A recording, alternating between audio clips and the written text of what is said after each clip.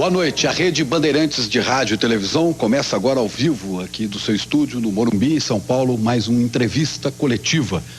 E o nosso convidado desta noite é mais um candidato à presidência da República, é o cardiologista Enéas Ferreira Carneiro, do PRONA, o Partido da Reedificação da Ordem Nacional. Enéas tem 55 anos, casado, 3 filhos, disputou a sua única eleição em 89 como candidato à presidência da República e na época teve pouco mais de 360 mil votos. O candidato do PRONA vai ser entrevistado por jornalistas da Rede Bandeirantes de Rádio e Televisão e temos aqui conosco os companheiros Antônio Teles, Luiz Gutenberg, Luiz Nassif, Alberto Luchetti e José Paulo de Andrade. E para abrir o nosso debate de hoje, vamos ter também, eu havia me esquecido, a participação de representantes de entidades e instituições da sociedade, como o senhor Márcio Valente, que é coordenador do PNBE, o Pensamento Nacional das Bases Empresariais, Fernando Guzmão, da União Nacional dos Estudantes, Rubens Staffner, que é diretor de desenvolvimento do IBEF, que é o Instituto Brasileiro dos Executivos Financeiros, e Gisela Gorovitz, que é conselheira da Associação Brasileira das Mulheres de Carreira Jurídica. Os telespectadores também podem participar do nosso entrevista coletiva através do telefone 842-8000, 011 para quem está fora de São Paulo, 842-8000. Eu quero abrir o nosso entrevista coletiva de hoje com a primeira pergunta ao candidato Enéas Carneiro. Boa noite, doutor Enéas. Não há nenhum indicativo nas pesquisas de todos os institutos que o senhor vá ao segundo turno. Pouco antes de começar este programa, conversávamos aqui na Bandeirantes e o senhor dizia que tem absoluta convicção que vai para o segundo turno, que o senhor vai disputar a final dessa eleição. Em que dados o senhor se baseia, de onde o senhor tira essa informação? Boa noite ao senhor Francisco, boa noite aos senhores telespectadores e aos senhores jornalistas da plateia. É exatamente como nós conversamos há pouco, eu repito a razão de ser da minha convicção. No quadro que se encontra aí, o quadro apresentado à nação, existe uma pessoa que representa os anseios da coletividade como um todo. É desagradável falar na primeira pessoa, mas não há opção. O único candidato que tem absoluta liberdade de movimentos para, em chegando ao poder, desenvolver uma atividade no nível de estadista, compatível com a realização daquilo que se chama a vontade nacional, sou eu. Em que eu me baseio para dizer agora que há perspectiva? Existe um calor gigantesco nas ruas, nas filas de ônibus, em todos os locais por onde passa e por onde meus amigos do partido passam. Existe um processo de contaminação, um processo do qual está participando a sociedade a partir da base da pirâmide. E eu digo ao senhor, nós estamos há mais de um mês no processo. Há exemplos já extremamente contundentes de eleições que se decidiram nos últimos momentos. E a nossa, quero crer, pertence a esse tipo, uma vez que o conteúdo nacionalista, a forma convicta, a maneira contundente, clara e irretorquível em que as nossas teses são apresentadas, farão com certeza com que a população, dentro de pouco tempo, mostre um índice. Doutor Enéas, qual é o modelo, o senhor como estadista, qual é o modelo de Estado que o senhor defende para atender os chamados anseios populares? E aqui, respondendo a pergunta do senhor, que já muitas vezes me foi feita, eu defendo um Estado que é forte, não um Estado fraco que aí se encontra. Um Estado técnico, onde nos cargos estejam indivíduos de preparo, que tenham nível de excelência, e não políticos escolhidos porque transitaram nos corredores do Congresso durante décadas, como está ocorrendo novamente aí. E o Estado intervencionista por excelência. Eu sei que essas teses se chocam com teses que o senhor inclusive apresentou, que eu conheço, mas eu estou expondo a sua pergunta. Quando o senhor pergunta, o Estado já o caracterizei, direi mais, um Estado nacionalista. Um Estado que vai lutar para fazer com que um país rico como o nosso deixe de ser servo no cenário internacional. Uma vez que é ponto de vista meu e do grupo que está comigo, que riqueza não é um papel pintado. Riqueza não é um papel emitido nos Estados Unidos. Riqueza é um subsolo como nós temos, o mais rico do planeta.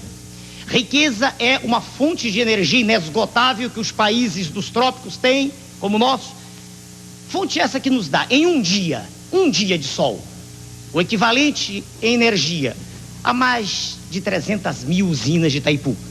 Os países ditos ricos não têm energia. Se não tem energia, não tem nem futuro. E por isso é que existe toda essa gritaria internacional, né, da qual infelizmente fazem parte dirigentes nossos, no sentido de tentar convencer a população brasileira que ela não tem futuro, que ela é pobre mesmo e que tem que abrir o mercado, abrir tudo. Essa é a nossa tese. O governo nosso será absolutamente nacionalista. Quanto à forma do poder nazista, quanto à inspiração panteísta, não é isso? Bom, quanto à ideologia, seria uma tecnocracia. O senhor está perguntando ou está afirmando? Se o senhor está afirmando, eu me calo. Se o senhor está perguntando, eu respondo. Eu estou tentando estabelecer uma relação entre o que o senhor afirma e os modelos que nós conhecemos. Não, eu quero saber se eu tenho o direito de responder. Claro. Pois não. Se fosse uma assertiva, eu me calaria. Eu sou disciplinado. Claro. Se o senhor disser é assim, eu me calo. Eu estou num programa dos senhores. Eu estou num programa dos senhores com regras e obedecerei às regras. É para responder. Não é nazista, uma vez que o Partido Nazista foi criado, já existia antes o Partido Operário Alemão, depois se transformou em nazista. Mas ele teve como seu líder máximo representante o senhor Adolf Hitler, que partia de um pressuposto ideológico que é diametralmente oposto àquele que nós do Prona defendemos. Aliás, no primeiro parágrafo, né, daquilo que foi o manifesto nosso, que está registrado em cartório e à disposição de quem queira lê-lo, está escrito assim: nós, brasileiros de todas as partes, de todos os credos, de todas as raças, eu quero crer que esse primeiro pressuposto já se choca frontalmente com a tese nazista, que o senhor deve conhecer muito bem, da discriminação. Primeiro ponto. Por acaso, pessoas de todas as raças, de todas as partes assinaram esse documento? Olha, eu tenho... Aqui na plateia tem um colega japonês que é da raça amarela. Eu tenho colegas... Eu sou mestiço, claro, dá pra ver, né? Descendo de brancos, negros e índios. E tenho colegas negros na Executiva Nacional. Eu não fui procurá-los para ter representantes, não. Os indivíduos não são bons ou maus porque são brancos, negros ou amarelos. Eles têm uma bagagem genética e essa bagagem recebe influências do meio e coisas boas ou más vão vicejar na dependência da estimulação externa. Então, você poderia relacionar todas as ações, todos os serviços que vão ser prestados pelo Estado nesse modelo que o senhor defende? Perfeito. Pergunta clara, como é natural. Bom, primeiro, o Estado vai intervir no sentido de evitar o que vem ocorrendo. Vamos falar de riqueza. A desnacionalização das nossas jazidas. Isto é um crime contra a soberania nacional. Minério não é commodity. Minério não é um bem renovável. E os nossos minérios do subsolo são mandados para o exterior de há muito, né? Como se fossem bens renováveis. Eles resultam, veja o senhor, de um processo geológico numa escala de tempo que é muito superior à de uma vida humana. Então, enquanto os Estados Unidos detêm suas reservas estratégicas, nós exportamos como se fossem bananas as nossas riquezas, das quais o nosso pobre povo não tem nem noção, não tem nem ideia de que existem. Isso se refere a manganês, a ferro, manganês fundamental para siderurgia, ferro, isso para estânio, isso para alumínio, na bauxita, inclusive bauxita refratária, e isso valeria uma hora de discussão, mas saiamos deste assunto para outros. Pretende-se a cada instante, e eu ouço isso, e houve uma tentativa colossal de quebrar-se o monopólio da Petrobras. O nosso partido é radicalmente contrário a isso, e digo por quê para o senhor. Uma empresa eficiente, uma empresa que em 40 anos de existência investiu mais em capital do que todas as multinacionais instaladas no país em 100 anos. Elas todas investiram 72 bilhões de dólares. A Petrobras sozinha investiu 82 bilhões. Pode interromper. O senhor é um grande profissional aí de cardiologia. O senhor ganhou essa excelência técnica de mão beijada ou o senhor disputou muito para chegar onde chegou? Não entendi. O senhor é um grande especialista em cardiologia. Nós conhecemos a sua reputação. Muito obrigado. O senhor chegou onde chegou? De mão beijada, ou batalhou? Eu cheguei através de um esforço extremo, que é o esforço que a Petrobras fez desde 1954. Por que peraí. A Petrobras perfurou algumas centenas de poços. Nos Estados Unidos, eles perfuraram dezenas de milhares. Estão num patamar que é pequeno. Por que a competição pode ser ruim para a Petrobras, no caso? é simples. Petróleo é energia. Aliás, do nosso ponto de vista, está saindo isso no nosso livro, que estará, se Deus quiser, para toda a imprensa à disposição, lá pelo final do mês, o nosso projeto completo de governo. A Petrobras, o senhor perguntou em que seria, perdão, perdi. Por que a Petrobras, a competição seria nociva, a Petrobras, se ela será tão estimulante em outras áreas? Sim, eu respondo ao senhor. O grande problema não é a competição, ela é extremamente válida em muitas áreas. A questão é que energia é poder. Energia, não há nada que se faça no mundo sem energia, nada. Nem no nível da matéria inanimada, nem no nível da matéria viva. Se nós não nos alimentarmos, dentro de pouco tempo pereceremos. E, no nosso ponto de vista, é perigosíssimo, dado um fato que é notório para qualquer pessoa que tenha um mínimo de lucidez, ou poder que tem o capital estrangeiro aqui, hoje, no nosso país.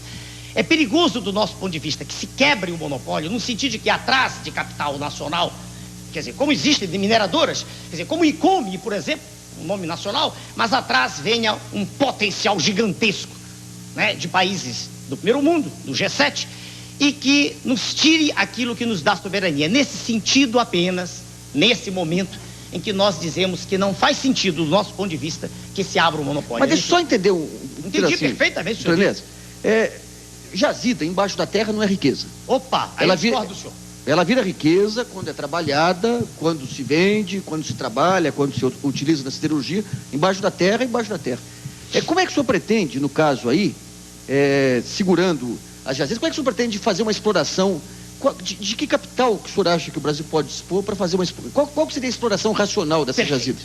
Perfeito. Bom, primeiro, eu me permito discordar do senhor, e não vai nisso de respeito. É o natural nas discussões, né? O papel não é riqueza. O papel é apenas um instrumento de troca, mais nada. Riqueza é aquilo que eu tenho, aquilo de que eu posso lançar mão. O minério é riqueza. Se o senhor disser, não é em ato, do ponto de vista aristotélico, é em potência, sim. Mas pode ser transformado. Precisaríamos de um empurrão. Nós temos hoje riquezas em papel no Brasil que estão se esvaindo de forma criminosa. Isso não é noticiário, né? Isso não sai nas primeiras páginas. Honra ao mérito, há poucos dias atrás saiu no jornal O Globo, né? Uma notícia pequena, mas saiu. Nós pagamos valor extraordinário de serviço da dívida interna, e o senhor também conhece o assunto muito bem. O Globo publicou em torno de 4 bilhões de dólares mês passado, mas ele se referiu apenas ao pagamento dos títulos que estão em poder do público. Ele não se referiu aos títulos que estão no Banco Central, aos quais o Tesouro também paga juros. Não, isso aí anula. Desculpe, aí anula. A informação, eu vou dizer a fonte. É soma de zero, hein? Não. A informação, chequemos depois. Os telespectadores, os senhores, é do professor Dércio Garcia Munhoz, que é titular de Política Econômica da Universidade de Brasília. É equivocada essa informação. Então o senhor discorda do professor Munhoz. Muito bem. O Globo diz eu não tenho números na mão, eu vi apenas com a caneta na mão, não tenho nada para lhe mostrar. Estou com a cabeça apenas. 4 bilhões de dólares foi o número publicado. Então trabalhamos com 4 e não os 6, que é a informação de que eu disponho. Ano passado, em 93, agora o dado é oficial, não há como negá-lo. O Serviço de Saúde todo do Brasil teve um aporte de 6 bilhões de dólares, quando deveria ter de 12. Então o senhor imagina, aceitando o seu número, que eu não tenho como provar que o meu é real, quase tudo que se gastou em um ano está sendo gasto. Tudo bem. Agora você tem a saúde e tem o investimento em minério. Por favor. Tá, desculpa. Eu estou só dizendo que durante a década passada, 100 de bilhões de dólares, um valor vultoso, foi gasto pagando serviço da dívida interna. Eu não estou nem falando, veja o senhor, no descaminho. Eu não estou falando no que sai pelas fronteiras, eu não estou falando em pedra preciosa, é nada disso. Eu estou falando naquilo que é pago oficialmente para um sistema financeiro que está apodrecendo a nação. Aliás, não é só nossa, todo mundo considerado em desenvolvimento, que não tem nada de desenvolvimento, que é subdesenvolvido mesmo. Esses valores são monstruosos. Não se necessita dessas cifras tão grandes para atuar, veja o senhor. E ainda mais porque, se o senhor trabalhar com o minério, imediatamente quando o senhor o retira, e se o senhor o manufaturar... Tem que ter capital. Não, porque 6 bilhões que o senhor falou, esses 4 bilhões... 6 bilhões. Os 4 bilhões da dívida interna, se o senhor somar ao que falta à saúde hoje, vai dar para atender a saúde. Não, mas aquilo foi o ano... Senhor Luiz Nassif, aquilo foi o ano inteiro. Isso aqui é um mês. Não comparemos a escala. Um mês, esse serviço da dívida, por favor. Esse serviço da dívida é de um mês. Aquilo foi o ano todo. Não, isso é de certeza absoluta agora. Sou médico, por favor. Isso aqui é um mês. E o serviço de saúde foi um ano. Um ano. E tem médico aqui do lado, 4 colegas meus, por favor. O serviço de saúde do Brasil recebeu durante o ano inteiro 6 bilhões de dólares. O povo não sabe disso. Reclama porque o hospital está caindo aos pedaços. E os senhores financistas que vivem sem fazer nada, especulando, recebem por mês isso. A diferença é um mês para um ano. Então, recursos há. Como daqui a pouco falaremos da Previdência, recursos há de sobra. O que existe é toda uma farsa apresentada à nação, de modo ignominioso, dizendo que não há recursos. Eles existem, eles aí estão, dependem apenas de vontade Doutor de usar. Enéas. Pois não? O doutor Márcio Valente, do Pensamento Nacional das Bases Empresariais, um empresário, tem uma pergunta para o senhor. Pois não. Doutor Enéas, na eventualidade da sua vitória nas próximas eleições, eu gostaria de saber o que iria mudar na vida das empresas. Elas pagariam mais impostos, pagariam menos impostos? Como é que elas conviveriam com os encargos sociais? Elas seriam parceiras do desenvolvimento no governo Enéas ou seriam vítimas? Excelente pergunta. No nosso projeto, que está ainda no computador, ainda não está na impressora. Embora nós estejamos a um mês da eleição. Não quer dizer nada. Isso não quer dizer nada. Se o senhor me perguntar o esforço que foi feito, porque nós não temos a máquina do governo trabalhando para nós, um esforço gigantesco que foi feito, o senhor entenderia que é prazo recorde isso ir para a população um mês antes. Ainda mais porque, se o senhor me perdoe, se o senhor me perdoa, né? Todo o que está escrito no livro que eu estou dizendo aqui, no nosso partido não existe a contradição tão comum no meio político de dizer-se uma coisa hoje e amanhã o oposto, na dependência de um vice-presidente que entra ou que sai. Por favor, eu não quero que os senhores me amem, mas pelo menos respeitem um trabalho sério que está sendo desenvolvido. O senhor está um mês de modo irônico. Um mês é tempo de sobra para quem não é imbecil para entender teses. Agora, se o sujeito precisa de um ano para entender uma tese, ele deve dosar urina, porque ele deve ter oligofrenia fenilpirúvica. É muito por favor, bom isso. algum minutinho eu vou responder muito o senhor. bom. Não, agora, por favor. A pergunta do Muito senhor bom. Eu vou Márcio responder o senhor. Valente, Por favor. do PNB, por Vou favor. responder, por favor. Como Senhor é que é o Márcio, negócio? senhor Márcio, eu repito se for preciso daqui a pouco. Senhor Márcio, não há contradições. Empresa é fundamental, quando se fala em economia de mercado. O Prona não é socialista, ponto.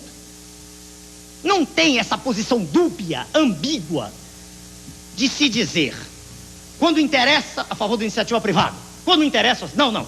O Prona é a favor da iniciativa privada, ponto. Primeira etapa, respondido. Claro. E quando eu digo isso, digo de modo irretorquível, irrefragável. É a favor da iniciativa privada. O senhor não está falando num governo intervencionista? Como é que fala? Eu assim eu não termino de responder. Um minuto, terminarei. Essencialmente, o primeiro ponto meus do colegas seu, que aguardassem o próximo bloco. do seu Eu gostaria programa, que o senhor Eu respondo a completasse- cada um de cada vez. Eu gostaria que o doutor Enéas completasse a pergunta do empresário Termino já. Márcio Valente, e a Pode gente ser. vai para o intervalo com Perfeito. O empresário. Para ser específico, depois a gente desenvolve, o Estado pode agir em duas coisas. Não o faz porque é fraco, extremamente fraco, porque os governantes têm sido pacóvios, títeres, bonecos na mão do capital. Como é que o Estado pode intervir? Pode intervir em tributação e em taxa de juros. Briguem à vontade, discutam à vontade, mas é nossa tese, nós a defenderemos até o fim. Taxas de juros e tributação. Então, no caso específico que o senhor perguntou da empresa, a tributação que é paga hoje é algo absurdo, é algo inconsistente, é algo ilógico. O Prona tem um projeto. Nós, num tempo recorde, trabalharemos com 4 impostos, 2 federais, 1 estadual, 1 municipal. E iremos até, isso já está escrito, está no computador, né? Iremos até aquela faixa do imposto só, deixando a contribuição previdenciária de lado, mais para frente. Quer dizer, nós diminuiremos bastante as alíquotas. Faremos com que o empresário possa investir, porque diminuindo taxa de juros também, ele se sente bem para investir. Hoje, qualquer indivíduo que tem bom senso e quer ter lucro, ele prefere aplicar dinheiro, é mais fácil do que investir. Então as empresas terão o direito de viver dentro de um Estado, dentro de um conjunto em que a sociedade terá prazer de trabalhar e o empresário de investir. Haverá um retorno que hoje é mínimo. Hoje o retorno do capital próprio brasileiro é menor do que o internacional. Ele aparentemente é maior quando se trabalha com... O senhor vai ampliar o Estado? Como é que o senhor amplia o Estado? Só um momento, o senhor terminou? Terminei? Então nós vamos fazer um pequeno intervalo, entrevista coletiva volta daqui a pouco. Com prazer.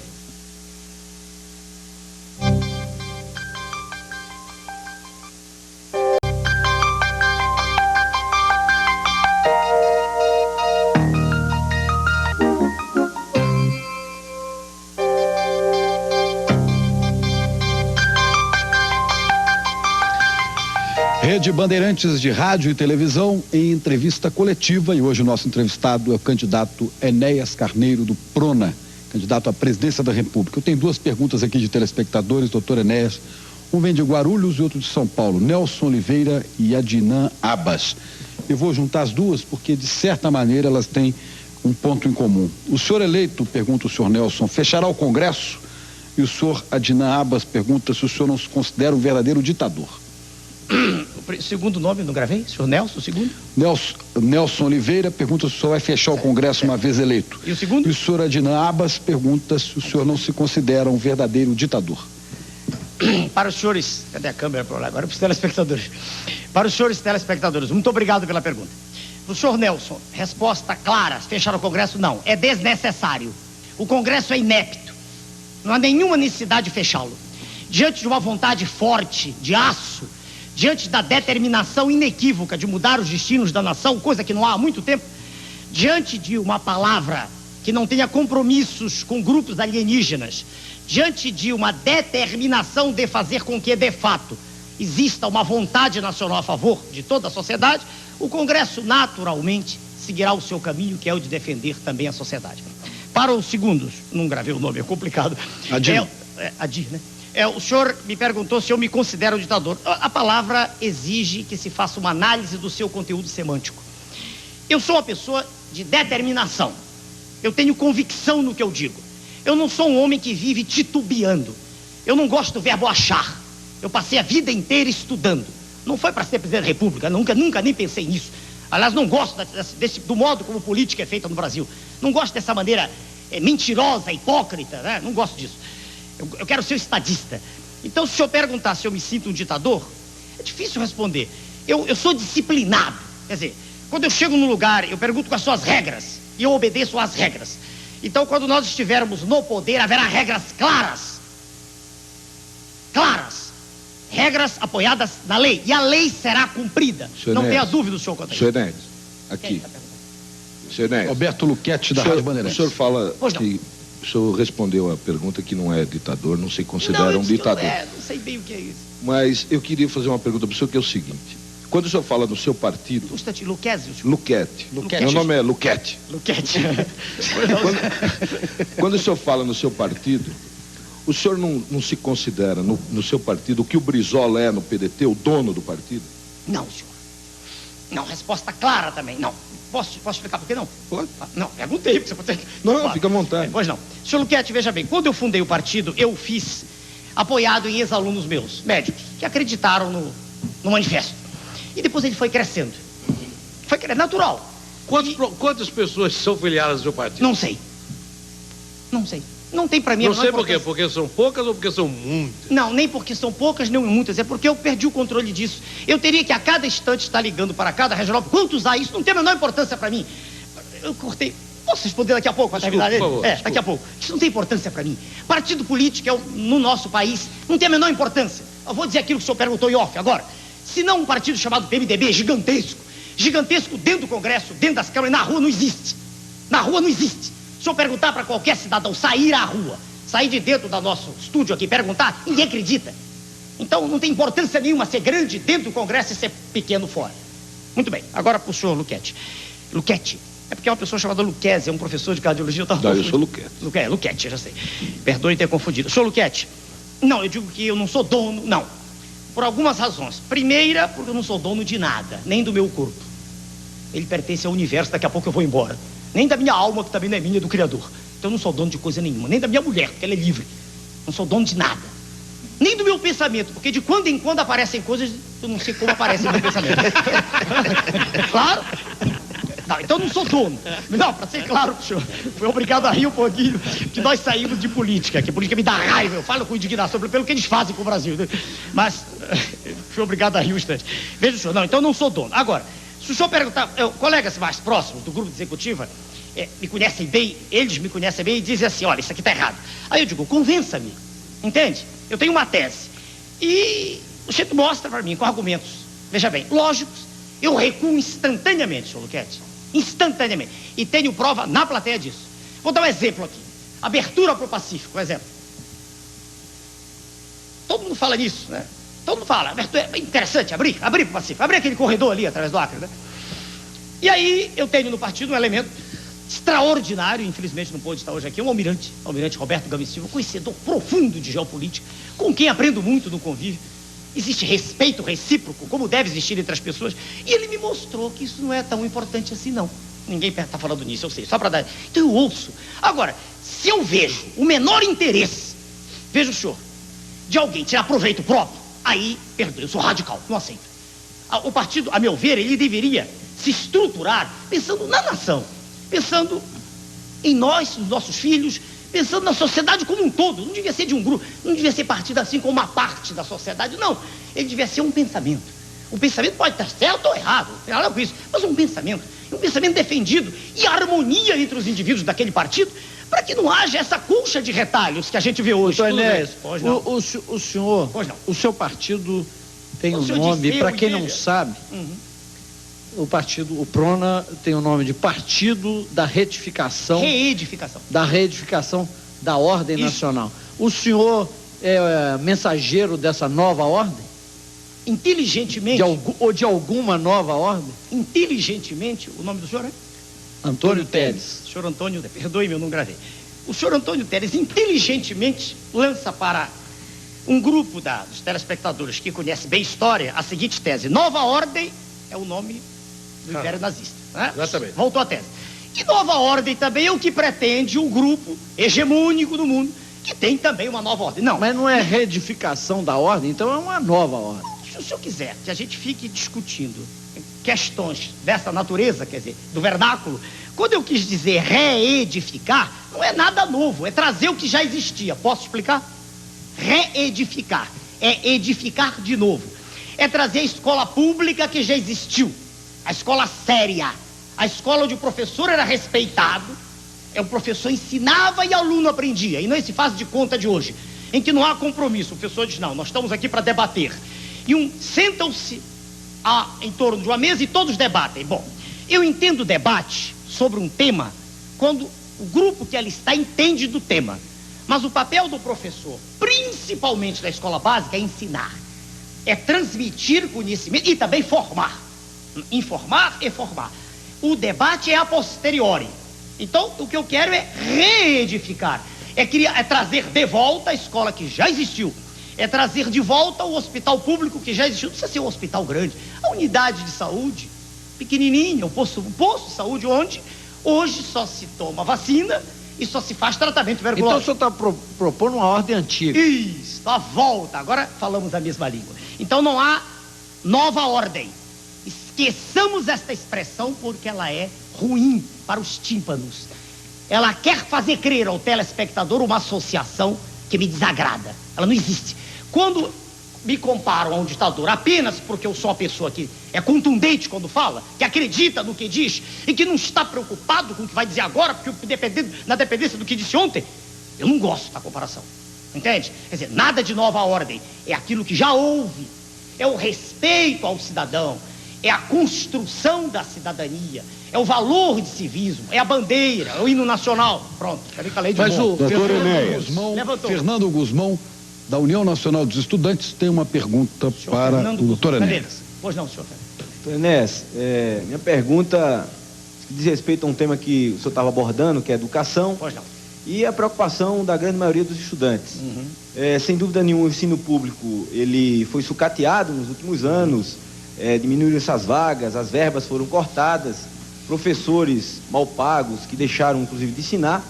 E isso, paralelamente, aconteceu com a ampliação do ensino privado. A escola particular, houve uma inversão de prioridades, a escola particular se ampliou. E hoje deixou de ser uma opção, passando a ser uma imposição. Eu queria saber, no seu governo, como o presidente Enéas trataria a questão do ensino público e como também trataria o problema do ensino privado. Porque hoje, inclusive, infelizmente, hoje as escolas particulares em Brasília fecharam as portas porque disseram que não vão respeitar a medida provisória das mensalidades, porque rebaixa o valor da mensalidade. Então, como o presidente Enéas trataria o problema da escola particular e do ensino público? Senhor Fernando, o nome do senhor. Senhor Fernando, a pergunta do senhor traz dentro dela já embutida a resposta. É uma questão de parar só e pensar. Se eu disse que pretendo trazer, eu e o grupo que está comigo, se nós pretendemos trazer de volta o que já existiu, é evidente, é axiomático, é inconteste, é inconcurso, que a escola pública vai ter nível de excelência. O nosso professor do curso primário, porque hoje é primeiro grau, esse amálgama em que se misturaram a problemática da criança e do pré-adolescente, foi tudo misturado, esse primeiro grau, nesse monstrengo que é Estado educacional, isso vai acabar. Vai voltar a haver a separação, como era no passado, primário, bonitinho, e o ginásio. Dê o nome que quiser isso, os nomes não têm importância, mas vai ser separado conosco. Isso estará publicado aqui. Aliás, há uma conferência de educação agora para a qual eu também fui convidado por força da lei, senão não teria sido, claro. Né? Claro. Então, veja bem, vai voltar essa escola sendo de excelência, como a escola que eu tive, onde aprendi a falar e escrever corretamente. E vai ser assim, porque vai ser feita uma cruzada cívica a favor da língua nacional também, de respeito ao vernáculo. Nessa escola onde o professor vai ser bem pago. E há recursos também para isso. Não me venham com essa história que não há recursos de novo. Né? Há recursos de sobra. O professor vai ser obrigado a ser reciclado. Deputados não vão para o exterior com vantagens diárias de algumas centenas, $500 dia, para passear no exterior, não aprender nada, né? Porque não se pode investir em professor de modo contundente e exigindo dele o cumprimento. Então a escola vai ter nível de excelência, a primária, a básica. Com isso, o governo não tem o direito, veja o senhor, de fechar a escola particular, não. Senão estaria havendo uma contradição com a primeira tese, que nós respeitamos a iniciativa privada.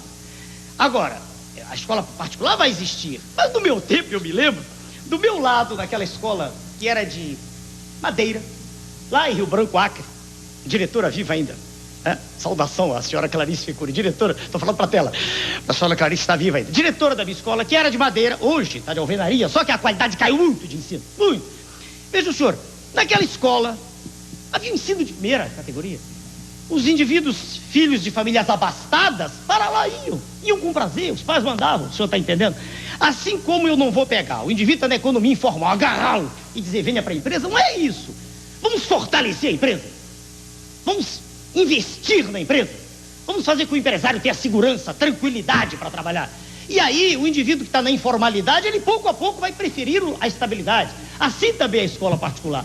Pouco a pouco irá sendo drenado esse contingente enorme que está na particular e irá caminhando para a pública. Espera aí, uma coisinha a mais. Agora, na segunda pergunta, o senhor falou sobre a lei. Brasília, senhor Fernando Guzmão, em estando no poder, nós somos a favor da lei. A lei tem que ser cumprida. Se ela é boa ou má é uma questão a ser discutida a posteriori. O senhor entende? Lei existe para ser cumprida. Em 89 eu dispunha de 15 segundos para falar. Falava 14, eu cumpria a lei. Entende? Lei existe para... Senão não é lei. O senhor está entendendo? Então, se eu perguntar a minha opinião sobre o que está ocorrendo, eu sou radicalmente contra. Mas eu não tenho poder para intervir. Entendeu? Se a lei, se há uma medida provisória que determina isso ou aquilo, ela tem que ser cumprida a ponto final. Mas o que eu perguntei é o seguinte, qual o tratamento que o senhor daria? Porque a escola particular hoje, pelo quadro do ensino público, ela na verdade é uma escola obrigatória. Porque se não tem vaga na escola pública, o pai e a família é obrigado a ir para a escola particular. Aí esse caso, esse fato de Brasília, as escolas, em função de não acharem a lei favorável a elas, não cumprem e fecharam as portas até que a medida provisória não seja aprovada no Congresso. Então, de que forma o senhor agiria nesse caso, sendo presidente da República? Meu Deus do céu, o que o senhor está me perguntando também tem uma resposta óbvia. A lei existe para ser cumprida. Veja bem, se o sujeito não cumpre a lei, há diversas maneiras de ele ser apenado, diversas, que se procure no Código qual é a pena a ser cumprida e que a pena seja imposta, sem discussão, independentemente de quem seja ele ou do nível social. Doutor Enéas, o senhor está dizendo o seguinte, se não fosse, respondendo a ele, se o senhor fosse presidente da República, o senhor não faria nada, entregaria isso ao poder competente, que no caso seria o judiciário. É isso que o senhor está dizendo? Peraí, um minutinho. Não teria nada a fazer? Eu nem parei aqui para examinar a questão. Eu não sei qual é o artigo. Eu estou perguntando porque ele fez uma pergunta, como é que o senhor agiria? Mas veja bem, o senhor está dizendo que... Cumpra-se a lei. Cumpra-se a lei. Então o senhor não faria nada... Peraí, não é não fazer nada. Convocaria o judiciário para decidir? Eu não sei, estou dizendo para a nação, qual é o artigo. Eu não sou doutor em direito, eu só estudei direito constitucional, a única parte de direito que estudei. Eu nunca disse que era doutor em direito, meu currículo completo. Veja bem, eu não sei qual é o artigo ao qual está havendo desobediência, mas deve haver uma penalidade prevista. Celso, entende? Então essa penalidade tem que ser utilizada. Esse indivíduo que está descumprindo... Aplicada pelo Poder Judiciário. Claro, pelo Poder Judiciário. O Poder Judiciário terá que fazer aquilo que O deve. presidente Itamar também mandou cumprir a lei. E foi cumprida? Não foi. Como que o senhor faz para cumpri-la? Porque Sua Excelência, o presidente, não usa dos poderes que tem. Então o senhor usaria? Ah, sem dúvida. Mesmo... Sem dúvida. Mas quais os poderes do presidente aí sobre o judiciário? Opa. Vamos aí que está a história. Vamos bem devagar. Eu pediria que o lei- doutor Enéas guardasse esta resposta para daqui a pouquinho, depois do nosso intervalo.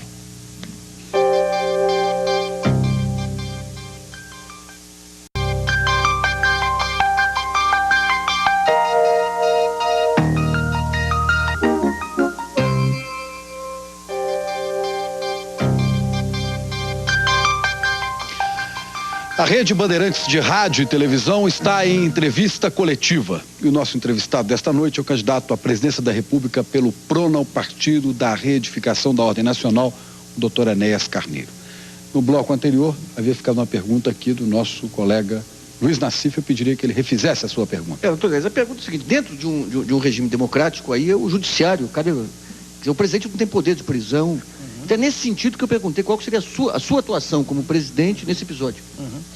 Eu estava... Bom, só completando, eu gostaria de acrescentar uma pergunta de Alexandre Murrier, do Rio de Janeiro.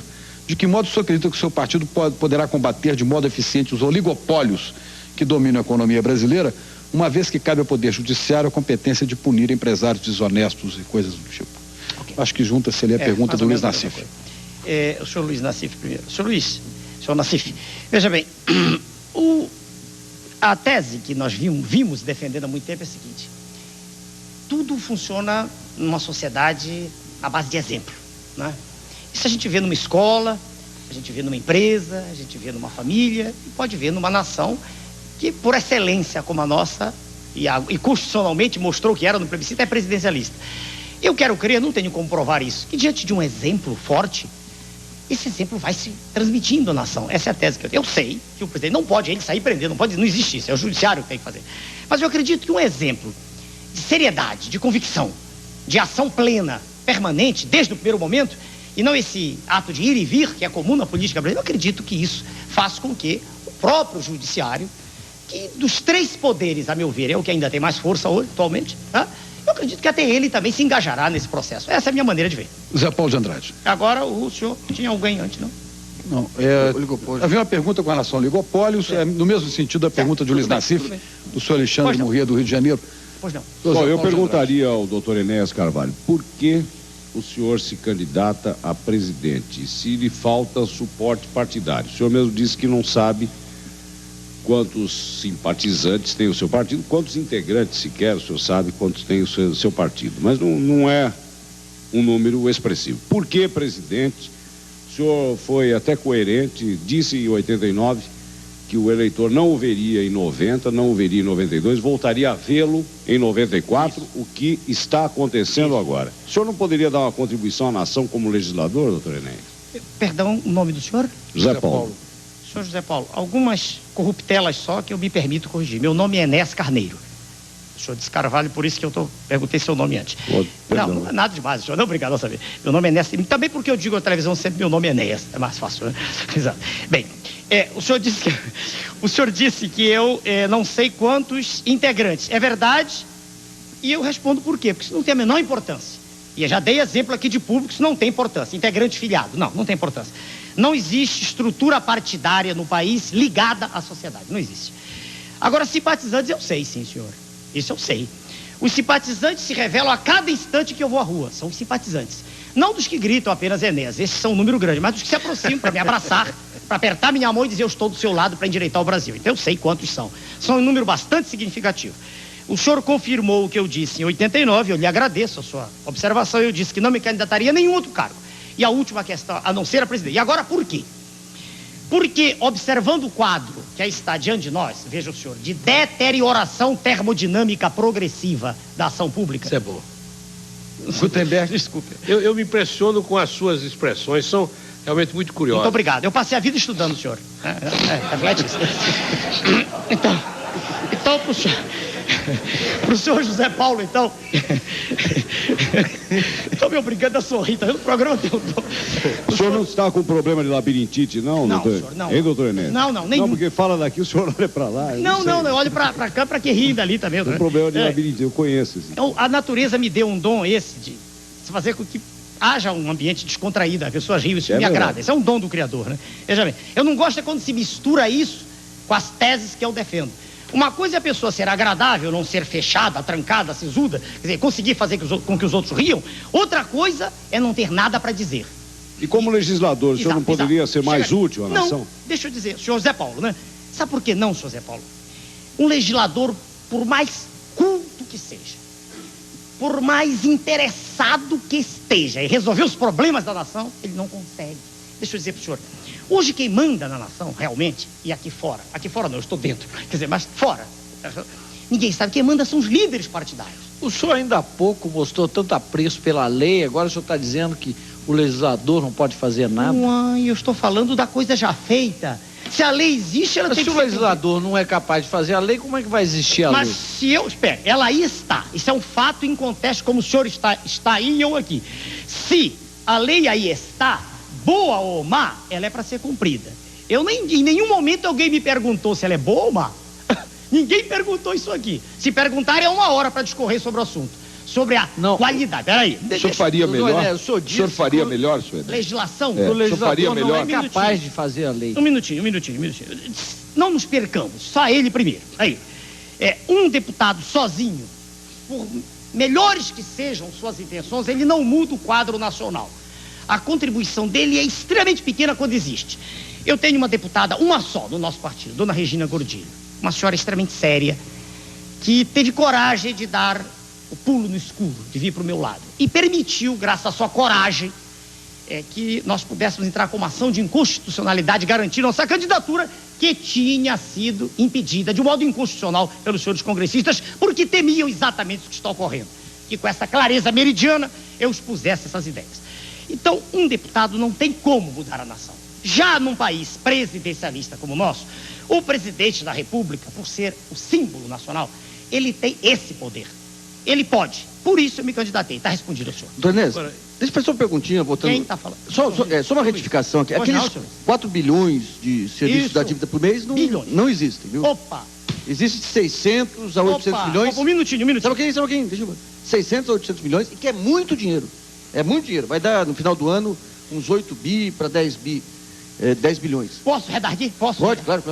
O senhor está convidado, de público, na frente de todo mundo, para que nós chequemos esses dados onde o senhor quiser. Não tem. Não, porque senão eu digo uma coisa, o senhor diz outra, é minha palavra contra a sua. Não, olha... 4 bilhões de dólares, 4 bilhões, esse é o valor noticiado pelo Globo. Não, bilhões, peraí. E a pessoa que me dá o número 6 bilhões é o professor Décio Garcia Munhoz, titular de Política e Economia do Brasil. Outro nome, o professor Marcos Coimbra, professor da Escola Superior de Guerra, e o senhor deve conhecer, que o senhor já esteve... Não, assim não. Quer dizer, o senhor tem um número, eu tenho outro. Não, eu vou explicar o meu número, o senhor apresenta o seu aí. Não, mas eu não trouxe nada. Eu vim... Mas eu apresento a lógica. A lógica o senhor... Lógica é da sangria da nação, que a nação não sabe. Eu sei, mas deixa eu... A lógica do valor. Eu apresento a lógica do valor, o senhor rebate. Pois não. Nós temos um estoque aí de dívida disponível de 40 e poucos bilhões de dólares. E um juro real. Em poder do público. Em poder do público. E um juro real. O senhor disse aos quais não se paga o juro. Professor, se o Tesouro paga para o Banco Central, tá dentro do governo, não sai para fora. Isso não existe, isso aí. Não existe. Tudo bem. O dinheiro que sai realmente de obras, de orçamento e vai para o investidor, é uma quantia de 600 a 800 milhões. A palavra investidor é um eufemismo, especulador, né? O senhor está muito rigoroso aí. Sou rigoroso, senhor. Só porque isso não produz riqueza. Não, mas mas quando o senhor é rigoroso na palavra, o senhor desvia do raciocínio. É isso que eu estou querendo pegar aqui. Não, eu só queria voltar. Eu estou dizendo o seguinte, 600 a 800 milhões de dólares, mas que é muito dinheiro, Agora é insuficiente para atender a todo... Sem dúvida. Essa história. Agora eu pergunto o seguinte, o senhor tem de um lado... O senhor fez uma proposta de ampliar a ação do Estado. Sem dúvida. De outro lado, o senhor tem uma proposta de reduzir os tributos. Como é que soma isso aí? Uai, mas na medida em que todo mundo sabe isso, qualquer estudante de economia, na medida em que a alíquota cai, a base de arrecadação aumenta. Isso é primário. Primário. Quanto mais imposto o senhor cobra, mais o indivíduo sonega. Então, nesse limite, se o senhor acabar com todos os impostos, vai arrecadar o infinito. Não. Ainda bem que a sua lógica não chegou a isso. O que o senhor está falando é é um sofisma. Claro, sofisma. mas claro, estou chegando no no seu monte de sofisma. Areia do qual eu tiro um grão. Você tem limite para baixar e para ter um resultado. Não, mas é perfeitamente possível chegar-se a uma alíquota. A ideia do imposto único, que é a ideia muito bonita. Muito bonita. Contra ela está todo o sistema. Quanto o senhor acha que o senhor pode arrecadar reduzindo? Quanto o senhor vai reduzir de alíquota e quanto que o senhor acha? Vamos pegar qual o estudo matemático que o senhor fez? Vamos pegar o imposto único que aí está. 0,25%. Em abril, a arrecadação foi de 150, mais ou menos, números redondos, milhões de dólares. 0,25, se o senhor multiplicar por 8, o senhor tem 4, que é a proposta do professor Marcos Sintra.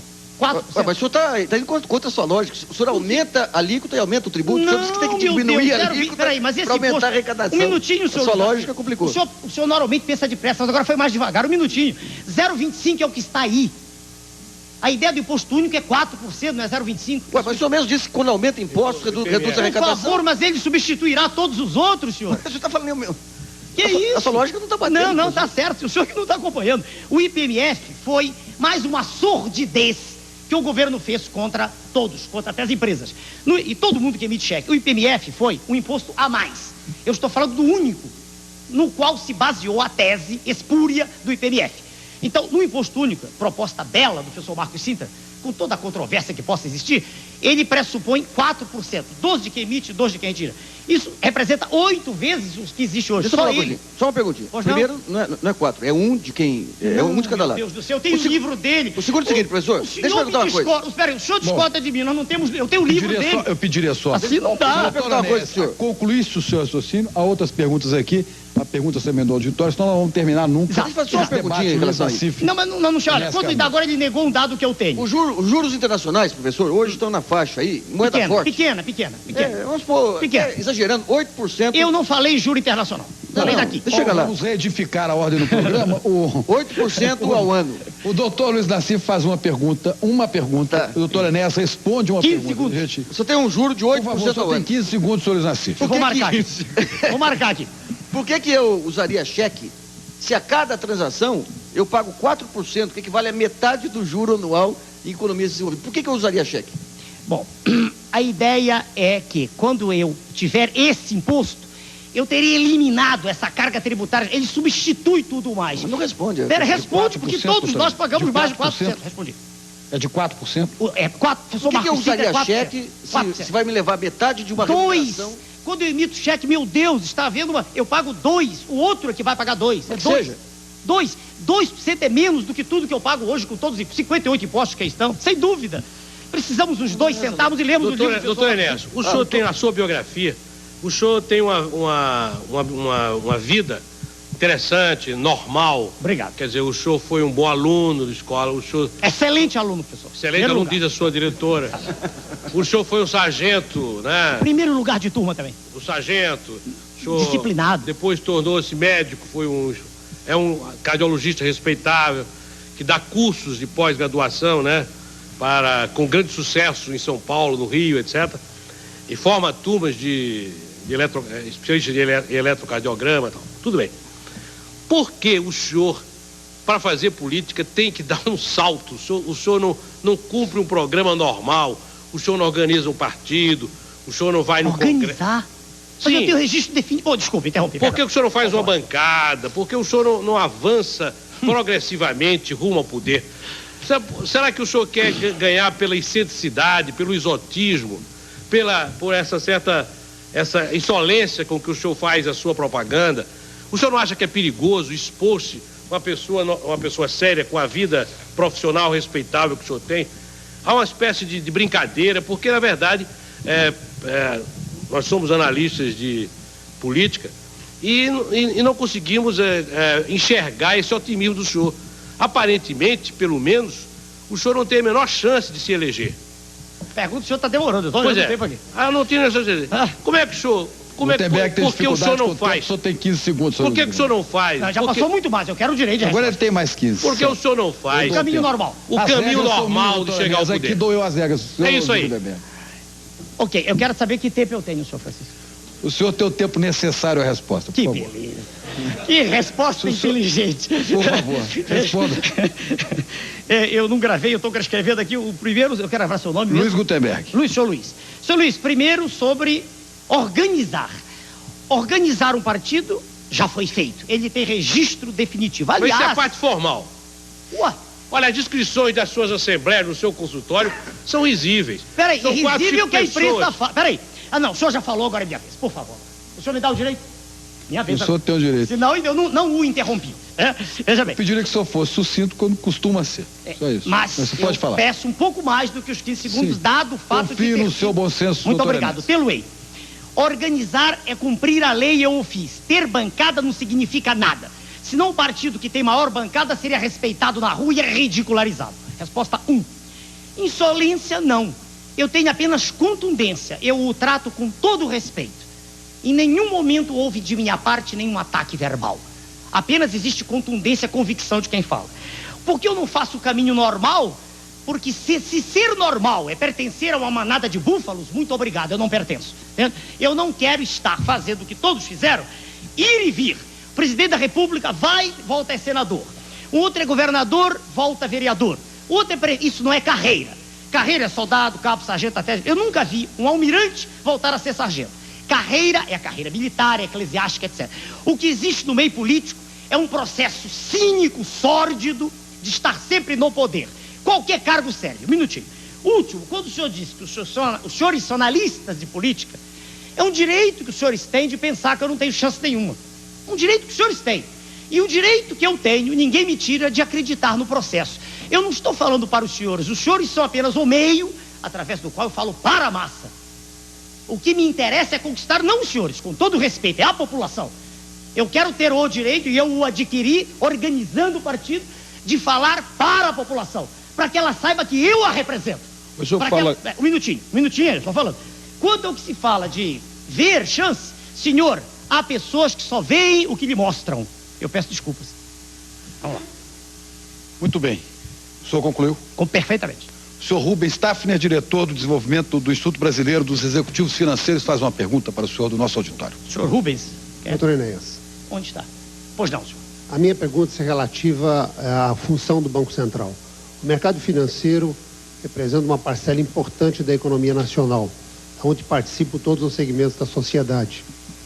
E é necessário que esse mercado tenha tranquilidade suficiente e não fique sujeito às oscilações políticas. Bom, como é que o senhor entende a atuação do Banco Central? Como é que o senhor vê um Banco Central independente?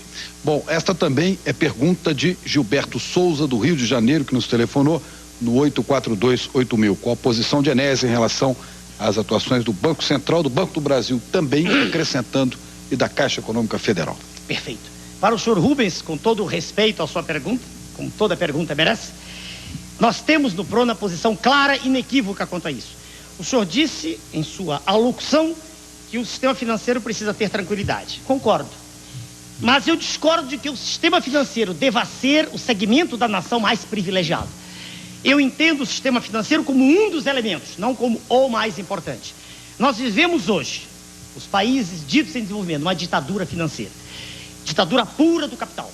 E do pior que é do capital improdutivo. E eu respondo ao senhor, é nossa posição com a qual ninguém é obrigado a concordar. Nós pensamos assim, se o Banco Central for independente, vamos fazer eleição para eleger o presidente do Banco Central. Não vamos eleger o presidente da República. No nosso modelo, é nosso, ninguém é obrigado a aceitá-lo. No nosso modelo, o Banco Central estará afinado com a política da presidência da República. Pode haver um órgão intermediário, isso é irrelevante, mas estará afinado. Essa é a nossa resposta.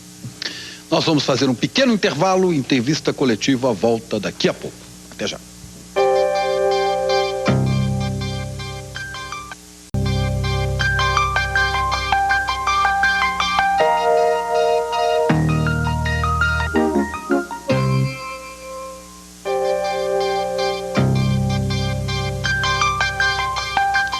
A Rede Bandeirantes de Rádio e Televisão faz esta noite entrevista coletiva com o candidato do PRONA à presidência da República, o doutor Enéas Carneiro, e eu quero abrir esse bloco com a pergunta da senhora conselheira da Associação Brasileira das Mulheres de Carreira Jurídica, dona Gisela Gorovitz. Doutora Gisela, que está aqui no nosso auditório. Doutor Enéas, com os temas reforma agrária, escalada da miséria, o senhor armaria uma equação? Doutora, no nosso projeto nós imaginamos o termo reforma agrária, a expressão reforma agrária, como algo de muita controvérsia. Nós pensamos numa reordenação do espaço agrícola. A propósito, Luiz Dutra, de Três Lagoas, Mato Grosso do Sul, telefonou perguntando qual a política agrária do Imaginamos a divisão que já existe do homem do campo que quer produzir em 2 grandes grupos. Aquele que quer produzir e já tem um certo nível de capacitação técnica, quer dizer, que já tem algum preparo e quer ser um empresário, e que não precisa do Estado a não ser como intermediador, uma espécie de bolsa de terras. E um segundo grupo mais numeroso, este sim que necessita de apoio específico no sentido de assentamento. Nós vemos o assentamento como algo factível, inclusive com desapropriação, mas com o Estado pagando o valor, quer dizer, o Estado adquirindo o endividamento. Será uma obra de cunho eminentemente social, sem que se espere com isso o aumento de produção. O segundo grupo, sim. O aumento de produção, do nosso ponto de vista, pode ser obtido utilizando os recursos que aí estão. Se nós compararmos as áreas agricultáveis daqui do nosso país com o do NAFTA, por exemplo, proporcionalmente, nós não temos por que temer a nossa safra tão decantada de 76, 80 milhões de toneladas, ela passa a ser até insignificante. Nós acreditamos que o homem assentado deva ter assistência médica, as potencialidades dele devem ser estimuladas não só no sentido do trabalho agrário, como também outras aptidões que ele possa ter. É um projeto bem grande, né? O senhor falou em assistência médica, então aqui é a sua especialidade. Eu gostaria de saber, então, assistência médica, pública ou privada, pública e privada. Qual seria a opção? A tese é a mesma que foi aduzida no início para a escola pública. O hospital público, ele não é do pobre, ele é do cidadão. Quando um cidadão comum, cai na rua desacordado, se ele tem se ele cai e ainda está consciente, ele pode, se tiver dinheiro, ele chama até o helicóptero. Mas se ele está desacordado, se ele cai desacordado, pobre ou rico, ele vai para o hospital público. O hospital público é o direito de todos. Então, da mesma maneira, o Estado vai intervir, vai fazer com que o sistema de saúde volte a ser o que Você acha que o médico tem que ser um assalariado, doutor Inês? Sem dúvida, como qualquer outro. Por que não? O médico, veja o senhor, hoje ele tem salários aviltados como professor. Aliás, peraí, é rara hoje a forma de atividade profissional que é bem remunerada, raríssimo. Mas só para terminar lá. Então, o sistema de saúde único, de novo, é uma falácia. Ele está no papel. Nós temos, eu não disse não houve oportunidade, nós temos uma centralização doutrinária. Nós acreditamos que a descentralização deve ser na execução só, mas não na doutrina. O que nós pretendemos e faremos valer, em lá chegando, é que o atendimento médico seja o mesmo em todo o país. Isso é possível.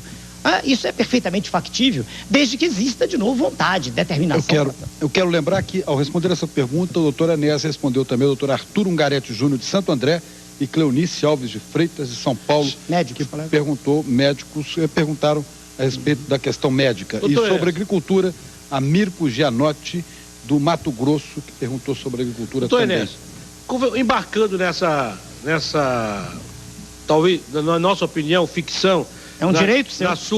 Na coisa, uma certeza, e que o senhor vai para o segundo turno, quem é que o senhor gostaria, quem é que o senhor imagina que vai ser o seu competidor? Difícil responder isso. Extremamente difícil, muito difícil. Por quê? Porque o quadro é altamente indefinido, porque a base da pirâmide, que realmente é quem elege, que não está mais assistindo ao programa, porque acorda às 4 da manhã, a base da pirâmide está ainda sem nenhuma definição. Estatísticas feitas por diversos órgãos mostram que metade da população não está participando ainda. O processo se define nas 3 últimas semanas. É extremamente difícil. O ex-governador Leonel Brizola acha que as pesquisas são uma conspiração contra ele, contra certamente o senhor também, porque...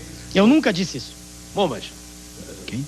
O senhor afirma que está bem, tem grandes possibilidades. As pesquisas dizem que não.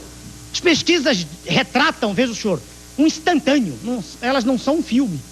Elas mostram aquilo que elas viram, num universo que não é bem caracterizado. Elas escolhem um grupo ali, segmentam. O senhor teria condição de fazer uma avaliação comparativa, sincera, das ideias e do programa dos seus rivais nessa disputa para... Não gostaria de fazer isso, não. O meu caminho não tem nada a ver com desses senhores. E quanto o seu partido está gastando nessa eleição? Quanto pretende gastar nessa eleição? 2 perguntas. Quanto está gastando? Até agora gastou do meu bolso, porque eu não vendi nenhum bônus. Nenhum. Não sei se em algum estado alguém... Eu recebi um telefone celular no programa do Sr. Jô Soares, um programa que tem um tom diferente desse aqui, um programa, né, e um amigo meu mandou um cheque assim, particular para mim, até alguma coisa assim. Bônus, assim, quer dizer, o trabalho de campanha, não recebi nada. Então, o que a gente... Hoje a passagem foi paga pelos senhores aqui. Né? Então, o hotel é pago. Eu já disse isso em outros programas. Eu não faço comícios, não fiz até hoje, e falo através dos meios de comunicação. Os 3,6%. Aliás, os 7,2% aqui em São Paulo, né? Pela firma Toledo e Associados. Os 6% em Brasília e em torno de 6% no interior de Minas, são reflexo apenas disso. A base da pirâmide não foi alcançada. Agora, sem dinheiro fica difícil, né, doutor Enéas? Bom, o dinheiro suficiente para a passagem eu tenho. E eu não acredito, veja o senhor, que a população se deixe enganar mais uma vez, como aconteceu em 89. Existe todo um processo de fermentação no seio da sociedade em que existe ainda uma esperança. Eu quero crer que a nossa candidatura trará de volta essa esperança. Olha, ela não troca um doutora Fernando Gisela, por outro, não? a doutora Gisela Golovitz... Não troca um Fernando por outro, não? Se a massa vai fazer isso ou não? Não sei, senhor. É um direito. A doutora... Um minutinho. Eu nunca pedi voto a ninguém. Nunca. Voto é uma decisão de dentro, é espontânea. Nunca o fiz e não pretendo fazer. Eu apresento uma mensagem, o senhor deve observá-la na tela e dou meu nome no fim. É uma opção que se apresenta. Se o senhor pergunta se a população vai escolher o senhor Fernando, não sei. Se ela o fizer, é a escolha dela e será assim, não tem nada com isso. Chico, a doutora Gisela Golovitz fez uma pergunta e considera que a resposta não foi satisfatória. Eu pediria que o senhor falasse. Pois não, claro. Ela repetisse e o senhor respondesse rapidamente, por favor. Claro. Doutor Enéas, eu formulei a questão colocando a escalada da miséria, e a miséria, tem razão. E a reforma agrária, exato, e se o senhor armaria uma equação com esses dois elementos. Exato, entendi. No caso... Perdão, doutora. E na o senhor compreendeu a pergunta? Agora foi porque... Como é muita gente falando, a gente se perde. O senhor armaria uma equação com isso? E com relação à escalada da miséria, o que o senhor preveria para a geração de empregos? No que concerne a agricultura, é o incremento. É aquilo que os povos desenvolvidos fazem. É tributar o mínimo e incentivar. O oposto do que se faz aqui. O senhor já falou sobre a agricultura? Já estou encerrando. Agora, na miséria. A distribuição de renda que aí está é de uma iniquidade social considerável. Eu só vejo uma maneira, senhora. Dividir o processo em duas etapas, quase simultâneas. Uma em que o Estado intervém, gerando empregos, algo parecido com aquilo que fez o senhor Roosevelt, dos Estados Unidos, o New Deal dele. Que cria empregos. Com a mão de obra nossa em grande escala, sem qualificação, pequenos empregos, as ruas, tapando buracos, quer dizer... É perfeitamente possível. Roosevelt, na época, foi chamado de socialista porque quis fazer isso. A segunda etapa é empresa mesmo. É um estímulo gigantesco à atividade empresarial, e eu já disse como, diminuindo tributação. E criando, inclusive, bolsas, né? A questão dos meninos de rua, por exemplo, bolsas, né? A empresa, hoje ela não pode nem contratar um menor, porque a legislação é tão dantesca que ela não tem por que contratar um garoto. Então, criando condições para que o empresário fique tranquilo, entende? Que ele possa empregar, eu quero crer que isso é sanável. Chico, eu queria fazer uma colocação, que na outra parte eu pediria a partir de agora, nós estamos chegando ao final, eu tenho uma série de perguntas aqui de telespectador, eu gostaria de fazer um bate-bola rápido que eu vou colocar. Eu pediria então que a gente agisse o senhor insinuou que alguns candidatos têm ajuda, e quando o Gutenberg falou do seu plano de governo, o senhor falou que ele não foi nem impresso ainda, porque o senhor não tem dinheiro. Mas não disse isso. Não foi impresso, eu não tive tempo útil. Tudo bem, mas o senhor insinuou que tem candidatos que recebem ajuda do governo. Quem são esses candidatos? Olha, eu não tenho como documentar, provar. Mas o senhor deixou entender que tem alguém que recebe ajuda do governo. Veja bem, eu quero crer que se o dinheiro aparece... Bom, vamos ser claros. Para quem, senhor Enéas? Vamos lá. Sua Excelência, o candidato do governo, que é ex-ministro... Quem é? O nome dele? Que necessidade, todo mundo sabe. Sua Excelência, o senhor Fernando Henrique. O homem que era ministro, Sua Excelência, o cidadão que era ministro, é um homem que tem um programa milionário. Graças à ajuda do governo? Não sei, não posso afirmar. Mas o senhor está insinuando. Veja bem, é difícil caracterizar isso. Veja, essas coisas... Então não pode insinuar, senhor Enéas. Ou pode? Eu estou pensando para lhe responder. Não, corrijamos a expressão do governo. De fontes não conhecidas. Pronto, fica melhor. Não. Melhor. O senhor falou aí em estado forte intervencionista. Não conhecidas. O senhor falou em estado forte técnico intervencionista. Técnico intervencionista e nacionalista. Sem dúvida. Guardei bem. Sem dúvida. Doutor Enéas Carneiro. Sem dúvida. Não vou errar de novo. Sem dúvida. O senhor me lembra muito Jânio Quadros, que dizia que o Estado deve ser forte e ágil. Esse intervencionista não seria o ágil do Jânio Quadros, não. Que tinha como gurus políticos Nasser e De Gaulle. Quem são os seus gurus políticos? Eu não tenho gurus. Eu admiro o ex-general presidente francês, o senhor de Gaulle, eu admiro pela personalidade, eu admiro qualquer pessoa que tem determinação. Nasser também? Não conheço bem a trajetória, não conheço bem a pessoa, eu era criança, né? Não tem. O senhor de Gaulle, sim. Agora, quando o senhor pergunta sobre o Estado, sobre ágil, a palavra para mim, ela, de novo, ela é de um linguajar extremamente moderno. Ágil é rápido, ágil ao pé da letra é isso. É um Estado que intervenha naquilo que a sociedade espera dele. Hoje o Estado é servo da classe política, é inimigo da sociedade, é isso. Bom, eu tenho aqui uma série de perguntas do telespectador, eu vou começar a falar rápido com o doutor Enéas, pedir que faça um bate-bola rápido com essas perguntas. Não vai conseguir falar mais rápido. Né? Hermelindo Trevisan, de São Paulo, pergunta, eu pediria rápidas respostas, que é um bate-bola. Que proposta o senhor tem para os aposentados? Receberem uma aposentadoria digna depois de terem trabalhado 3 décadas e meia. Isso é possível? É possível, sem dúvida. A história da Previdência, eu não mais tempo aqui, é outra farsa também. Bom, Jefferson de Corumbá pergunta se o senhor acredita em Jesus Cristo. Sem dúvida. Josué Gonçalves de São Bernardo do Campo, o senhor é a favor da pena de morte? Totalmente contrário a qualquer forma de eliminação da vida. Contrário à pena de morte, contrário ao aborto. O aborto, o senhor responde Contrário Daniel também. Melo de Brasília.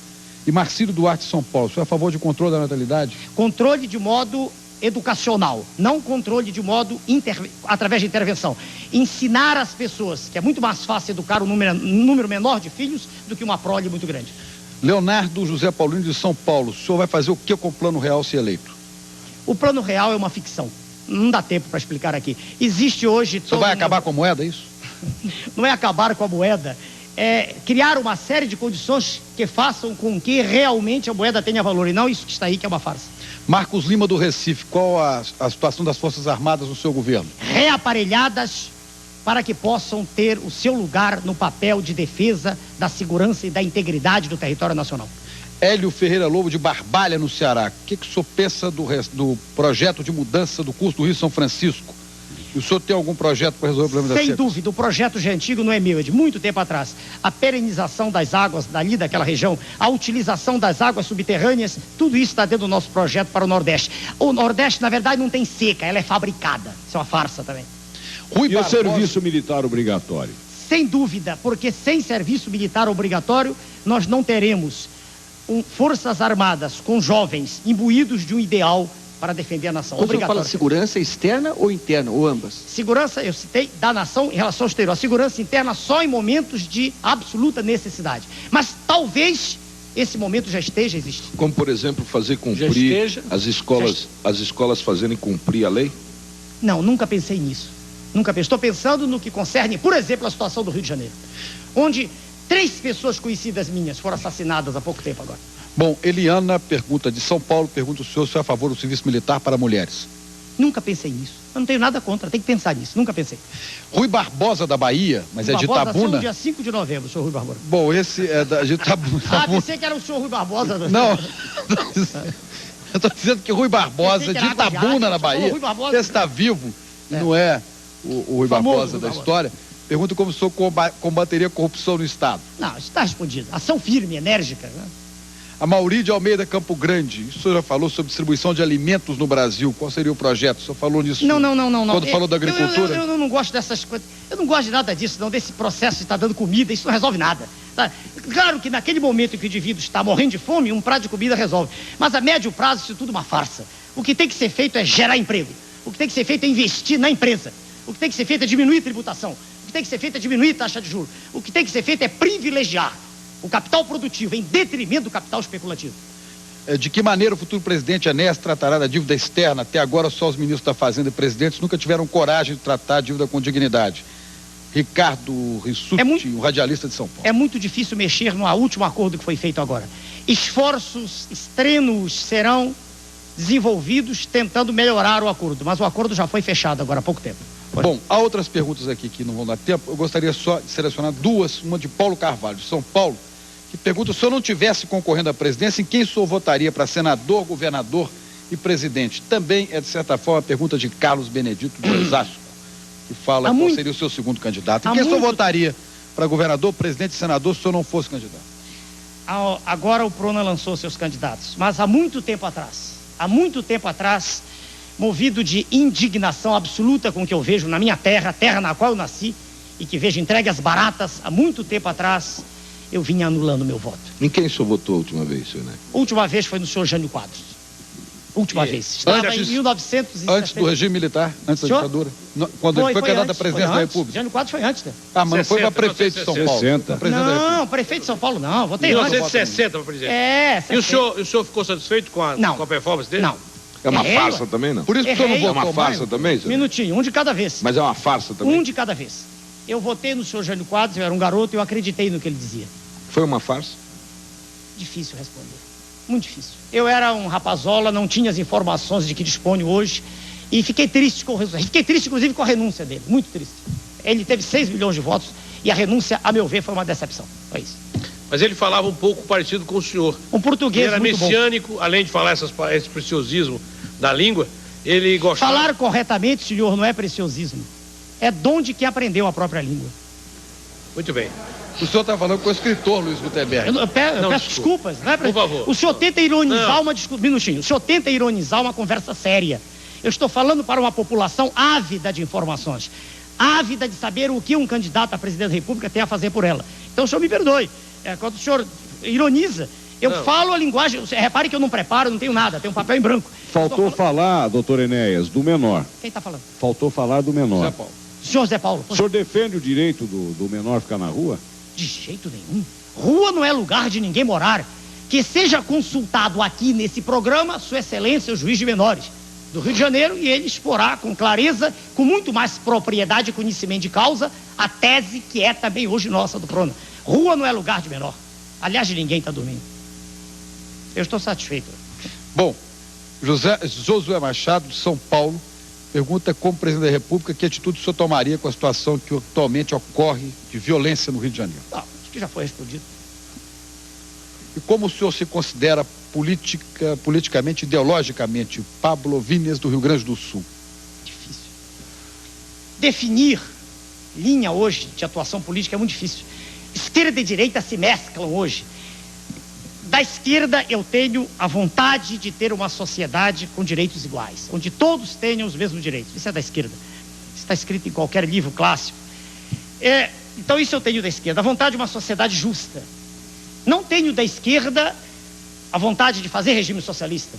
Quer dizer, aquela destruição da iniciativa privada, não. Da direita eu gosto da ordem. Eu não gosto da desordem da esquerda, da baderna, das invasões, não gosto disso. Então há elementos de um lado e de outro. Se o senhor me perguntar, eu sou um nacionalista, convicto. Eu quero uma terra da qual nós nos orgulhemos. Eu quero uma terra que seja próspera para os nossos filhos, para os nossos netos. Eu quero uma terra que será, se Deus quiser, a maior nação do terceiro milênio. Eu quero uma terra que, já que detém tanta riqueza que o Criador lhe deu, ela seja realmente a terra. Se o senhor não realizar a sua expectativa de eleger-se em 94, o senhor voltará em 98? Não sei, senhor. Eu respondo sempre com clareza, não sei. O trabalho de 89 até aqui foi extremamente desgastante. Eu usei todo o tempo de que dispunha, entende? Eu gosto de estudar e nos últimos tempos tenho estudado apenas essas questões. Eu gosto de ciência, entende? O que eu vejo de falar de ciência política tem muito de política e muito pouco de ciência. Eu gosto de ciência. Se o senhor olhar meu currículo, eu passei a vida inteira estudando. E num determinado momento, em 89, eu me indignei com tudo isso que está aí. Com essa farsa que aí está. Essa mentira. Só um minutinho. Tá. O senhor está perguntando se vou candidatar de novo. Então, em 89, eu vi que tinha começado um processo gigantesco de conscientização da massa. Com 15 segundos apenas. Tanto que o partido obteve o registro definitivo.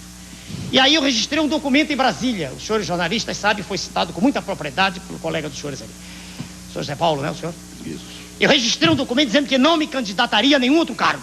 Em compensação, aceitou o emprego do SBT para fazer uma intervenção usando o pitoresco do nome Enéas. Um minutinho. Pitoresco é a maneira como o senhor vê, não é como generais, brigadeiros, engenheiros, médicos veem que estão comigo.